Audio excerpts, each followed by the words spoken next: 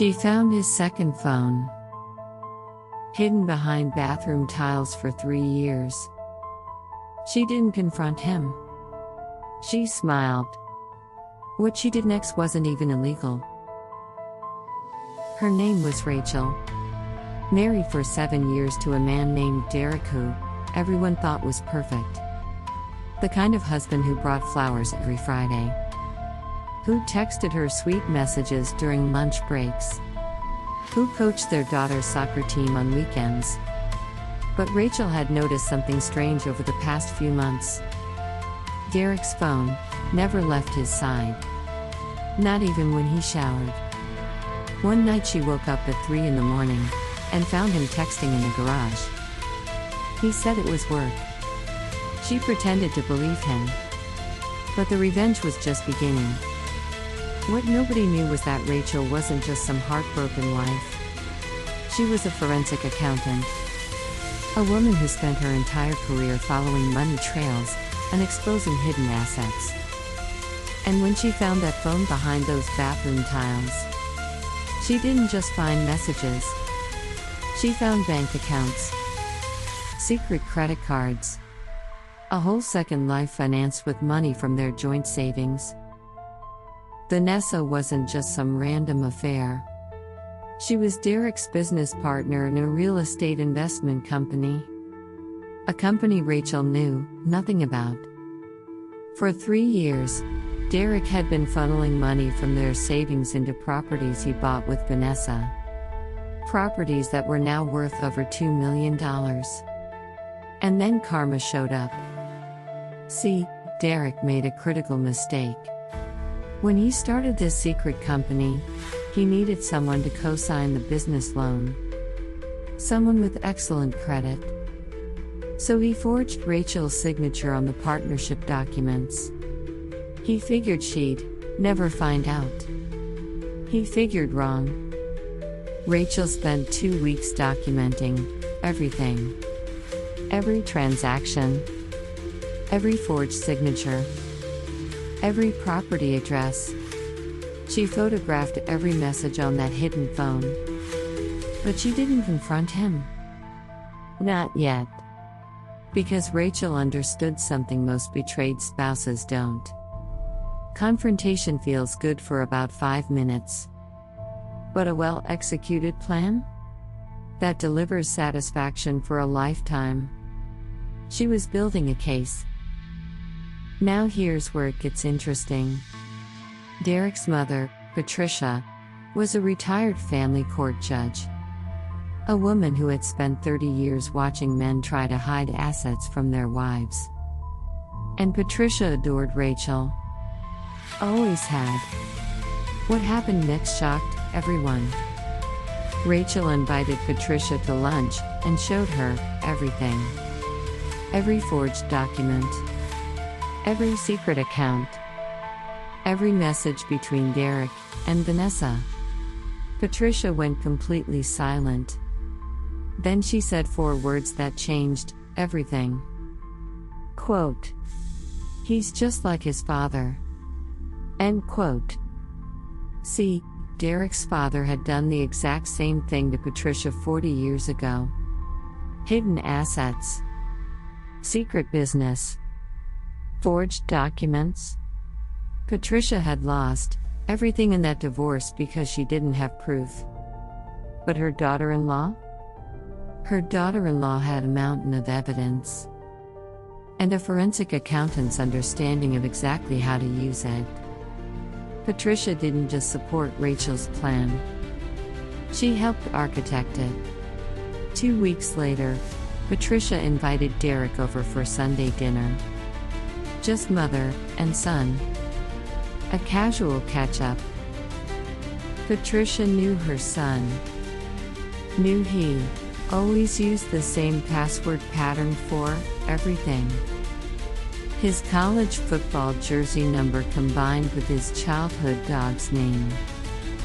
During dinner, she casually mentioned she was locked out of her Netflix account. Could Derek help? He logged in for her without thinking. And she watched exactly how he typed. 37. Buster. Capital B. That night, Patricia texted Rachel. Within hours, Rachel had access to Derek's hidden email account, his secret investment portfolio, his private messages with Vanessa. But the betrayer didn't see this coming. Rachel discovered that Derek was planning to divorce her first. Vanessa had already hired a lawyer. They were going to claim Rachel had abandoned the marriage.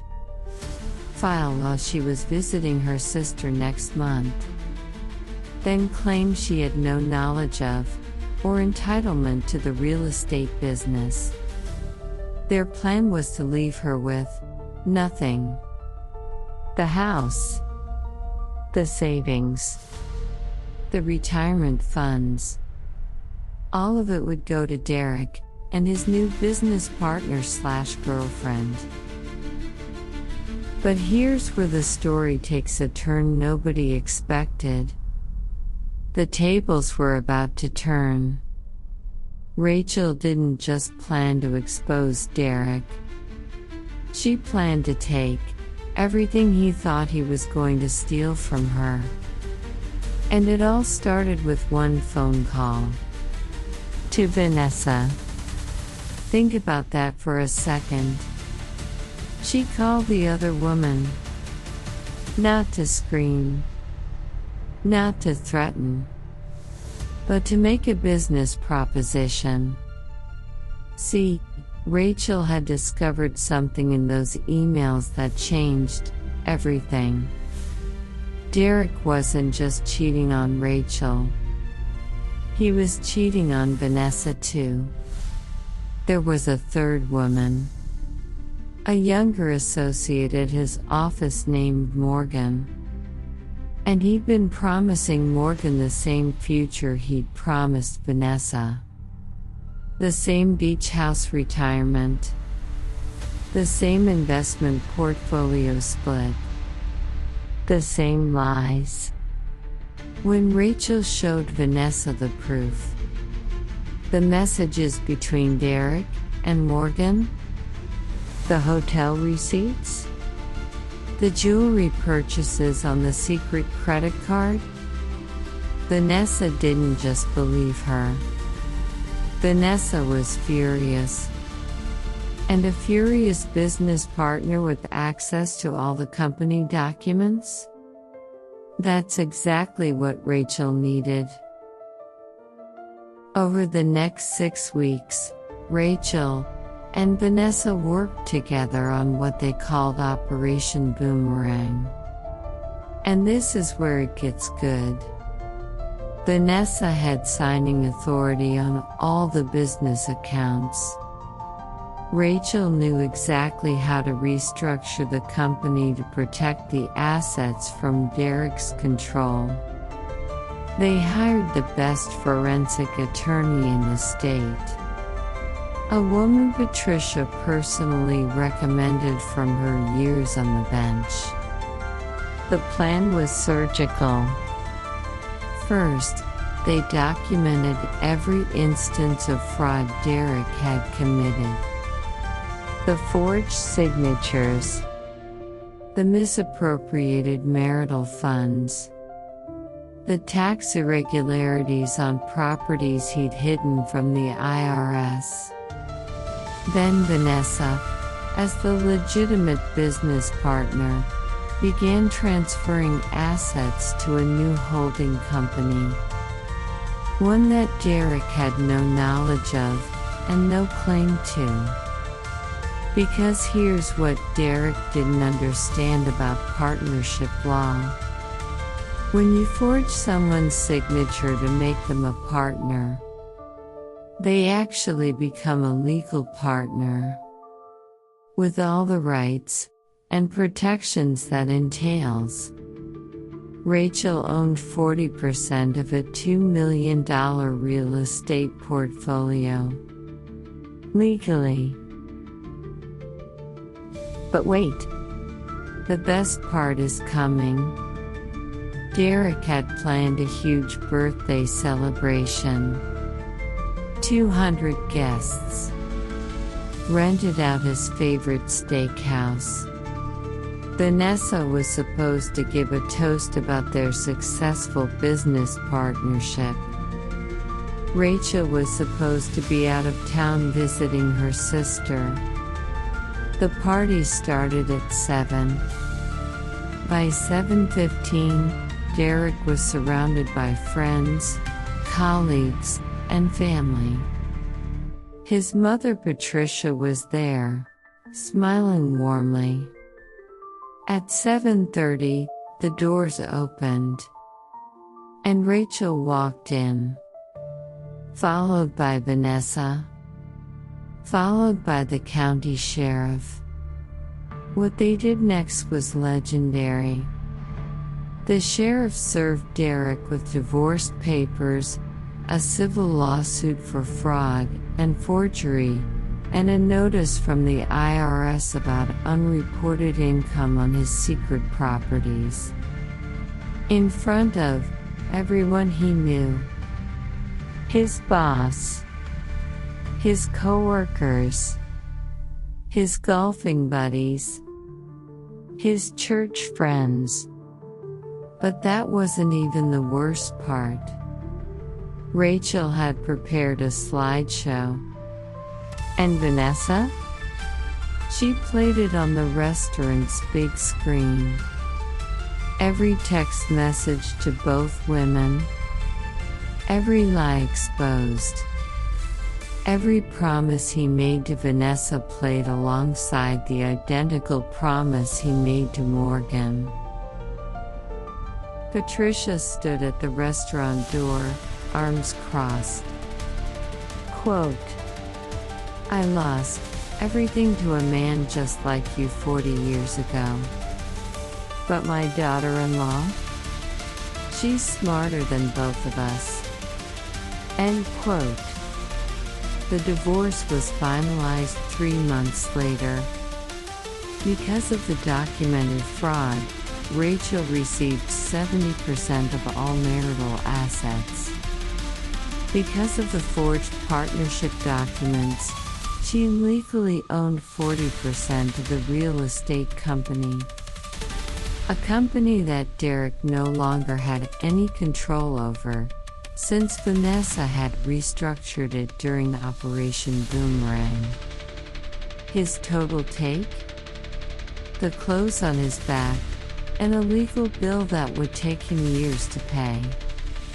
Morgan, the third woman, had already moved on the moment she saw those birthday party photos circulating online. Vanessa sold her share of the company to Rachel for a fair price and moved to Costa Rica to start over. And Derek?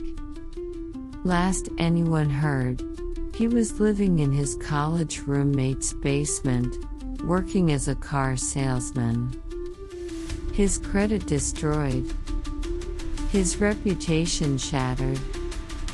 His family gone. Quote, "I don't regret a single thing. But I'll tell you what I learned. The best revenge isn't loud. It isn't fast. It's patient. It's strategic. And it uses their own weapons against them." Derek built a house of cards based on lies and forgery. All I did was remove one card. The rest fell on its own. End quote. Let me put this in perspective. Rachel didn't break a single law. Every document she gathered was obtained legally. The partnership claim was legitimate because Derek himself had created it. The public exposure happened on private property with the owner's permission. Even the IRS tip was simply a concerned citizen reporting potential tax fraud. She played completely by the rules. And she won completely. What would you have done in her situation? Would you have confronted him immediately? Or would you have had the patience to wait 90 days, and execute a plan this perfectly? Here's the truth about karma. Sometimes it needs a little help. Sometimes justice doesn't just happen. Someone has to make it happen. 6 months after the divorce was finalized, Rachel did something that shocked everyone who knew her story. She wrote Derek a letter. Not a gloating letter. Not a revenge victory lap.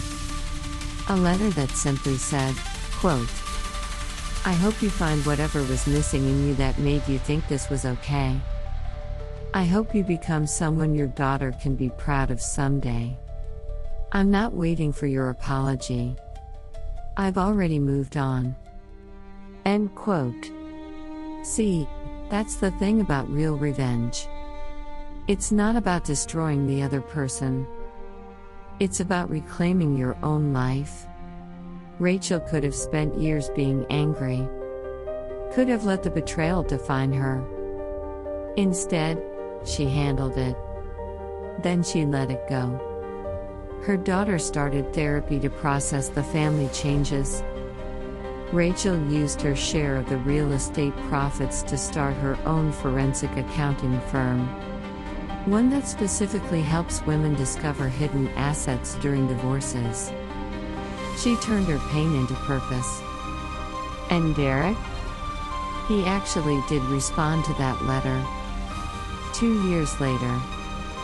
A handwritten apology that Rachel never showed anyone. Remember Morgan? The third woman? The young associate Derek had been stringing along with the same promises? She became one of Rachel's first clients. Turns out Morgan had been married too. And her husband had been doing the exact same thing Derek did. Hidden accounts. Secret business. Forged documents. Morgan found out about her own husband's deception because of the publicity around Derek's birthday party takedown. She reached out to Rachel and said, quote, "I was so angry when I saw those messages at the party. But then I went home and looked at my own husband differently. And I found everything."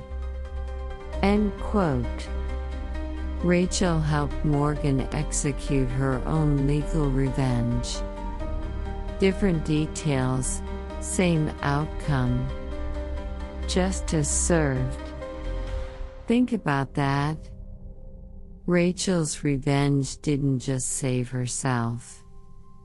It created a ripple effect that helped other women recognize the signs. Her forensic accounting firm has now helped over 200 women discover over $40 million in hidden assets during divorces. Patricia became Rachel's business partner. A retired family court judge with 30 years of experience, combined with a forensic accountant who knew every trick in the book. They became unstoppable. The firm now trains divorce attorneys across the country on how to identify hidden assets. They've been featured in legal journals. They've testified before state legislatures about strengthening financial disclosure requirements in divorce proceedings. All because one woman found a hidden phone behind her bathroom tiles. All because she chose patience over rage. Strategy over confrontation. Justice over simple revenge. That's the difference between revenge and karma. Revenge is emotional. Karma is mathematical. Revenge makes you feel good for a moment. Karma rearranges the entire equation. Rachel didn't just get back what was hers. She built something bigger. Something that helps others. something that turns betrayal into empowerment. And that's how karma really delivers. Not through anger, through excellence, through outliving, through becoming so successful that the person who wronged you becomes a footnote in your story. Stories like Rachel's remind us that justice isn't always loud. It isn't always fast. But when it's done right, it's absolutely devastating. Every single element of Derek's downfall came from his own choices. His own lies. His own forged documents. Rachel simply showed the world what he had already created. And here's what I want you to remember from this story. When someone betrays you, you have two choices. You can let the anger consume you. React immediately. Give them the satisfaction of seeing you fall apart. Or you can do what Rachel did. Take a breath. Make a plan. And execute it so perfectly that they never see it coming. That's real karma. That's justice delivered.